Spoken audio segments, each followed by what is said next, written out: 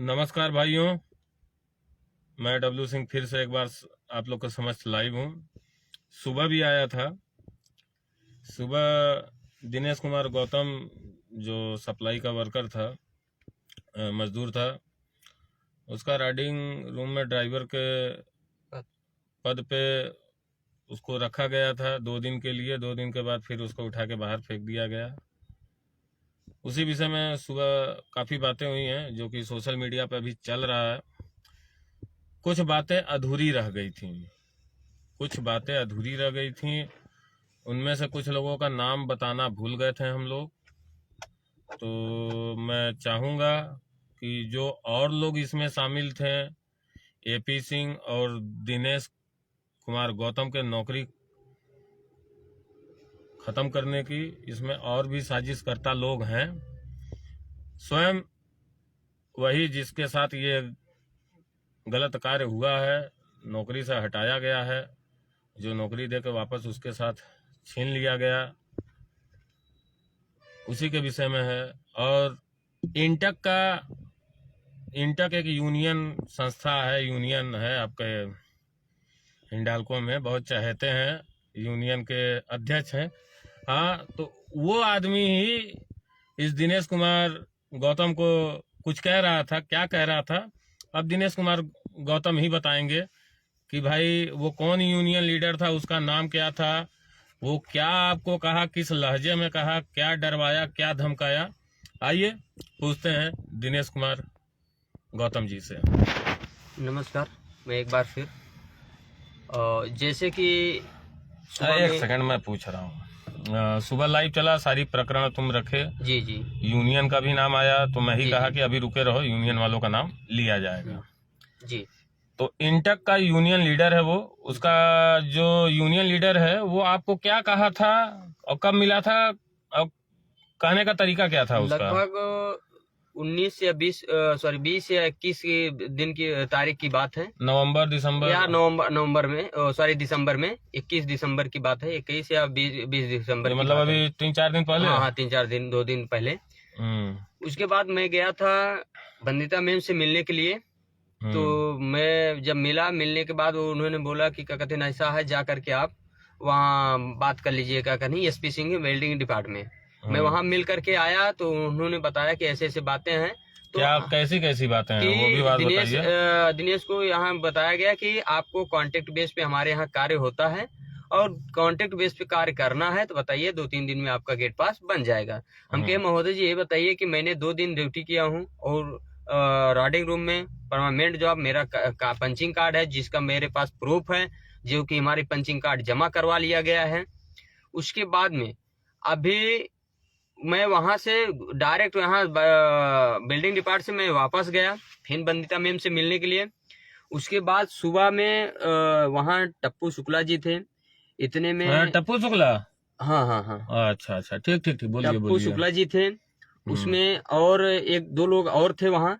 तो उन्होंने कहा कि क्या कहते हैं, तुम्हारा ड्यूटी अब नहीं लगेगी, नौकरी नहीं लगेगी, अब चाहे जितने गाड़ी में ताकत लगा लो, तुम्हारी नौकरी नहीं लगेगी। और तुम्हारा इतना बड़ा करेजा है कि तुम इतने बड़े अधिकारी से और तुम बात कर रहे हो। तो हम कहे ठीक है, किसका कितना बड़ा कलेजा है जो कि कलेजा सीने से बाहर निकल करके चल रहा है। मैं सारी बातें बोला और उसके बाद में उन्होंने कहा कि जाओ जितना गाड़ी में ताकत है लगा लो, आपकी नौकरी अब नहीं लगेगी। हम कहे हमको किस रीजन से निकाला जा रहा है ये बताइए। और दूसरा चीज ये है कि आप बीच में बोलने का आपका अधिकार अभी नहीं है। आप यूनियन लीडर हैं, आप यूनियन कार्यालय पे रहेंगे, हम आपके पास आएंगे तो आप हमको बताइएगा, जो अच्छी बुरी खबरें रहेंगी, जो अच्छी बातें रहेंगी और खराब बातें रहेंगी, उस सारी प्रक्रिया आप हमको बताइएगा। और उसके लिए अभी हम कुछ नहीं आपसे बात कर पाएंगे। बोले कि ठीक है। उसके बाद मैं चला गया, मतलब कि HR हेड श्री जसवीर सिंह से सर से मिलने के लिए बैठ गया वहाँ। उसके बाद वहाँ एक राव साहब थे, उनसे मिला कि सर मैं सर से मिलना चाह रहा हूँ। बोले कि ठीक है, और कोई आ गया था। उसके बाद बोले 2 मिनट वहाँ बाहर बैठे रहो, वेटिंग हॉल उठा पे रूम में, उसके बाद मैं आपको बुला लूंगा। इतने में टप्पू शुक्ला ने किसी को, एक सार्जेंट साहब को भेज करके हमको लेकर के गेट के बाहर करवाया गया। टप्पू शुक्ला ने ये काम कराया ये था? काम कराया था। अच्छा। जब हम जा करके वहाँ अंदर बैठ गए तो टप्पू शुक्ला ने हमको बाहर करवा दिए गए। फिर उसके बाद सार्जेंट ने आया, हमको लेकर के आए बाहर से। फिर उसके बाद फोन करवाने लगे कि ऐसे ऐसे बातें हैं। तो इतने में जसवीर सर मीटिंग में थे, चले गए थे, उनको आने में लेट लगा। तो उस दिन मैं सेकंड मीटिंग गया। फिर मैंने दूसरे सिक्योरिटी से मैंने फोन करवाया, एक बार दो बार मैं स्वयं बात किया राव साहब से। तो उसके बाद में उन्होंने बोले कि ऐसा है, आप जा करके ब्रह्मचारी सर से बात कीजिए। ब्रह्मचारी सर से बात किए तो बोले कि ऐसा है, आप बंदिता मैम से बात कीजिए। बंदिता मैम से के पास जब फोन लगने लगा तो उनका वो फोन रिसीव नहीं हो पाया। उसके बाद 5 बज गया, 4-5 बज गया, हम फिर निराशा हो गए। उसके बाद हम चले आए घर। जब घर आने के बाद फिर उसके बाद हम कई लोगों को सोचने लगे कि अब क्या क्या करें। उसके बाद हम डायरेक्ट यही सोचे कि ठीक है, अब नहीं मेरा होगा, अब हम घर चलेंगे। लेकिन हमको एक चीज का पता होनी चाहिए कि हमको किस रीजन से हमको नौकरी से निकाला गया। क्या प्लांट में तुम कुछ किए थे अभी इधर, जब राइडिंग रूम में तुम्हारा जो ड्राइवर के रूप में तुम्हारा जो ज्वाइनिंग हुआ है? हाँ।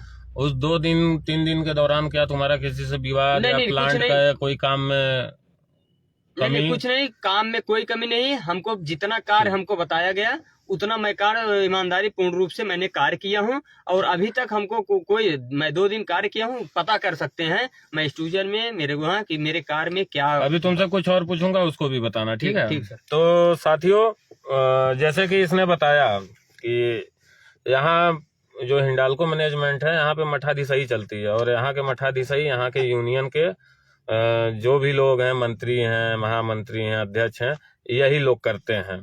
अब देखिए, मैनेजमेंट का बात है, सप्लाई का समझौता भी जब होता है तो यही यूनियन के लोग जाके आप लोग का समझौता करा लेते हैं। अपने पैकेज पे छुट्टी पे चले जाएंगे। मजदूर के साथ क्या हो रहा है क्या नहीं हो रहा है इससे कोई फर्क नहीं पड़ता है। केवल उनका रोटी, उनके घर परिवार, उनके लोगों का नौकरी लगना चाहिए। जो लड़के जिनके माँ बाप यहाँ पे पढ़ा के लिखा के high school, inter 10 lakh 20 lakh BTech वगैरह करा के बाहर भेजते हैं, उन लड़कों का नहीं लगता है। लेकिन इन जैसे यूनियन के जो लीडर हैं, जो इनके घर के रिश्तेदार हैं, गांव के रिश्तेदार हैं, उनको बुलवा के यहाँ पे नौकरी दिया जाता है। और सबसे बड़ी बात कि नौकरी दिलवाने का सिलसिला आप लोगों को पता है कि यहाँ पे कैसे नौकरी मिलता था। पूर्व में भी एक हमारे यूनियन लीडर थे, करमू चाचा जी, आप लोग उनका नाम जानते हैं। अच्छा ये बता बे, कहीं तू भी तो नहीं वो वाला काम करवाया था जो करमू चाचा करता है? मैं भगवान हमको मर्द बना करके भेजा हूँ, ना मर्दगी वाला हमारे अंदर काम नहीं है। और मैं कार्य करता हूँ, ईमानदारी से कार्य किया। और मैं न चोरी किया था, न छिनारा किया था, न मैं मारपीट किया था।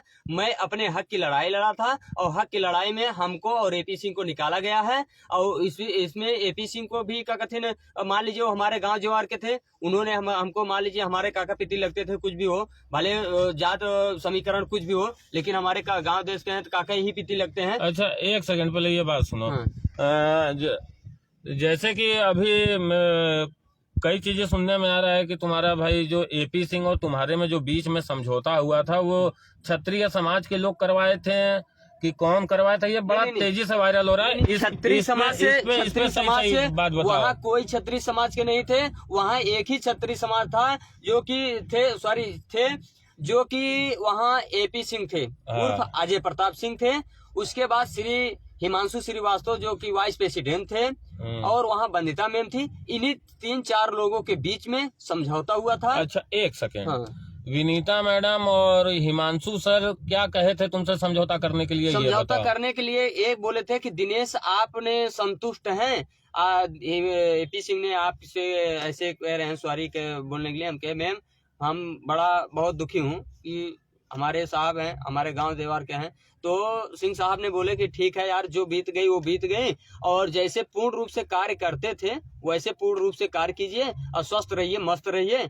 और मैं बोला सर मैं वही चाहता हूं सर कि हम अपने ईमानदारी से कार्य करें, हम अपने कंपनी का कार्य करें, और हमारे कंपनी का जो प्रोटेक्शन है उसमें व्याधा ना हो, ईमानदारी से कार्य हो, और सारी चीजें मैं ईमानदारी से। अभी तक कोई अगर बंदा बता दे, हाँ इतना होता है कि हर जगह कहीं पर जहाँ वर्क है कोई भी वर्क है तो वहाँ पे थोड़ा सा 19-20 होता है, तू मैं होता है, इतना नहीं होता है कि क्या कहते हैं मारपीट हुआ हो, जी। ये सारी कुछ नहीं है। लेकिन हाँ तू मैं किसी तो से हुआ है। उस समझौता में जैसे कि नाम आ रहा है, पूर्व में एक जो मजदूरों का नेता बनता था उसके द्वारा तुम्हारा समझौता नहीं कराया नहीं है? नहीं, वो सब उनको मैं आज तक कुछ गिना ही नहीं। उनको मैं आज तक जब से उनके घर में चेयर मतलब कि अभी अध्यक्ष चुना गया है, मैं उनको सैल्यूट नहीं किया हूँ। तो उनके हम कहने पर सैल्यूट मतलब ठीक है, ये बस करेंगे। शांत रहिए अब आप।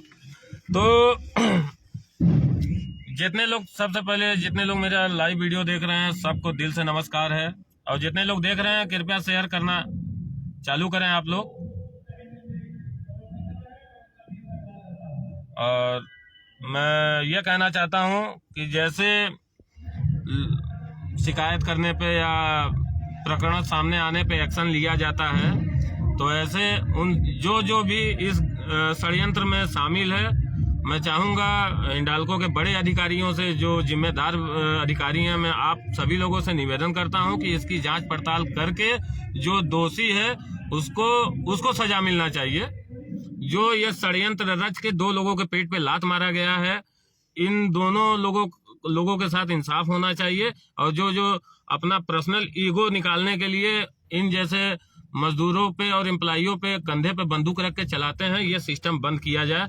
ये बहुत पहले से चला आता जा रहा है और इसको खत्म करने की आवश्यकता है। कोई आपका साथ दे या ना दे, रात के 2 बजे भी अगर डब्लू सिंह को आप लोग याद करेंगे तो डब्लू सिंह आप लोग के लिए खड़े हैं। मैंने अपने आप को आप जनता को समर्पित कर चुका हूँ। मैं बार बार प्रमाण नहीं दूंगा, मैं बार बार बोल चुका हूँ। और इतना जान लीजिए कि हिंडाल्को जैसे मैनेजमेंट से लोहा लेने वाला अकेला मैं ही हूँ यहाँ पे, और लेता आ रहा हूँ। बाकी आप लोगों को जिसके ऊपर भरोसा है उसके ऊपर भरोसा रखिए। मैं हमेशा अगर ऐसे मजदूर भाइयों को दिक्कत और परेशानी होगा तो मैं इनकी आवाज उठाऊंगा।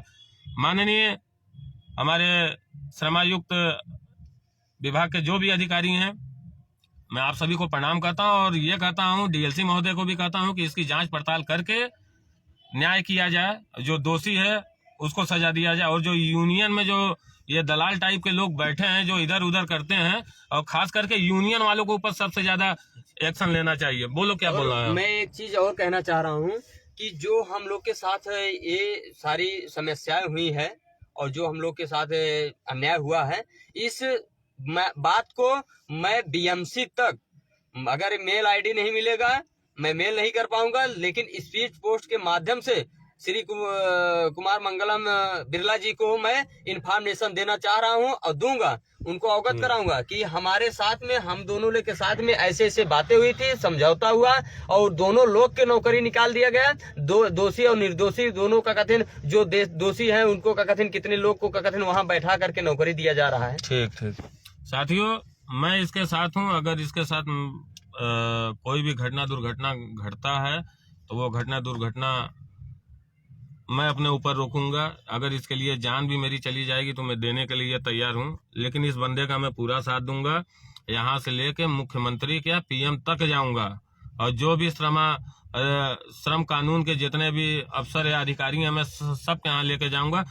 एक बंदा तो मिला कोई बोलने वाला मेरे साथ, मैं साफ साफ कह दे रहा हूँ दिनेश, अगर आगे कदम बढ़ा दियो तो पीछे मत हटना। मेरा जान चला जाएगा, मैं मंजूर है, लेकिन मैं ऐसा अत्याचार मैं दुनिया में नहीं देखा हूँ। बाबा साहब भीमराव अम्बेडकर ने अकेले लड़ाई लड़ा था, अकेले संविधान रच दिए थे। मैं हूँ तेरे साथ। बस आप लोग हैं, हमको इतनी बड़ी ताकत है कि आप लोग हैं, मैं अकेला नहीं हूँ। लोग सोच रहे थे दिनेश अकेला है, लेकिन आप हैं, हमको अकेला महसूस नहीं हो रहा है। आप हैं तो हमको लिए हमारे मेरा पूरा परिवार और साथ में जितने भी इतने पीड़ित लोग हैं रेणुकूट के, वो सारे लोग तुम्हारे साथ हैं। मैं 2013 से मैं आया हूँ और यही स्वर्गीय श्री बबलू सिंह के मैं उन्हीं के यहाँ उठता हूँ, बैठता हूँ और आता जाता हूँ। और आज उनके भगवान उनकी आत्मा को शांति दें और वो अमर रहें, जहाँ मतलब कि उनके जब भगवान उनको, भगवान स्वर्ग में भी जन्नत, मतलब कि स्वर्ग में भी उनको स्थान, उच्च स्थान प्राप्त करें।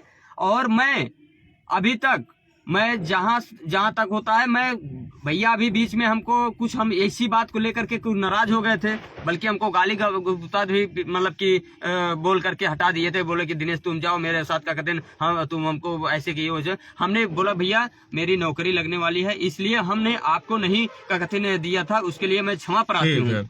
इसके बाद क्या तुमको मैं बुलाया हूँ यहाँ पे कि तुम आओ हिंडाल्को के खिलाफ बोलो या अधिकारी नहीं, को? मैं हिंडाल्को के खिलाफ नहीं बोल रहा हूँ। मतलब जो भी अधिकारी हैं, क्या मैंने बोला है तुमको ये सब बोलने के लिए? आपने हमको बुलाया नहीं, मैं प्रेरित हो करके मैं आपके पास चल करके स्वयं आया हूँ। चलो। और दूसरी चीज ये है कि मैं कंपनी के खिलाफ नहीं बोल रहा हूँ, मैं किसी के खिलाफ नहीं, मैं अधिकारी के खिलाफ नहीं बोल रहा हूँ। बस मैं यही चाहता हूँ कि न्याय मिलना चाहिए, बस। मिस्टर जसवीर सिंह जी और एन नागेश जी से मेरा विनम्र निवेदन है कि इसकी बातों को गंभीरता से लिया जाए। एपी सिंह और दिनेश कुमार गौतम जी के साथ इंसाफ किया जाए, और जो इस षड्यंत्र में शामिल हैं, चाहे वो इंटेक यूनियन का लीडर हो या और कोई भी हो, इनके ऊपर कड़ी कार्रवाई की जाए, जिससे आगे और भी लोग बच सके। और आप सभी मजदूर भाइयों से मैं अपील करता हूं कि लाइव वीडियो के माध्यम से जितने लोग हैं आप लोग शेयर करें, और ऐसा कोई भी मजदूर अगर परेशान है तो वो हमसे मिले। मैं कानूनी तरीके से आप लोग कोई लड़ाई लड़ूंगा।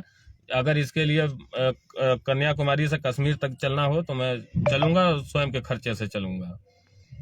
तो वीडियो को दबा के शेयर करें ताकि वहां तक हमारा ये वीडियो जाए, और खास करके ऐसे यूनियन लीडरों के ऊपर सख्त कार्रवाई की जाए जो कि किनारे से गुंडागिरी करते हैं और मजदूरों को नौकरी से हटाने की बात करते हैं।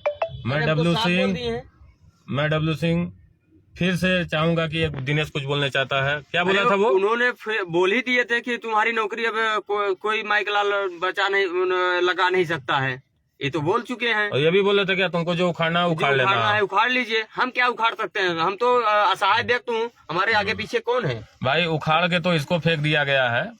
फिलहाल सावधान रहें, कंपनी में 8 घंटा काम कीजिए, कंपनी आपका पेट पालता है, उसी के जरिए सबकी चल रही है नैया।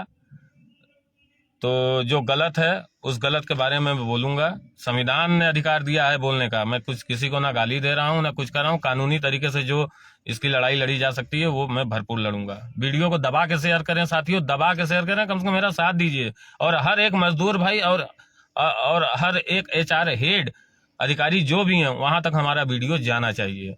मैं डब्लू सिंह अपने प्रभु का दास। जय हिंद, जय भारत।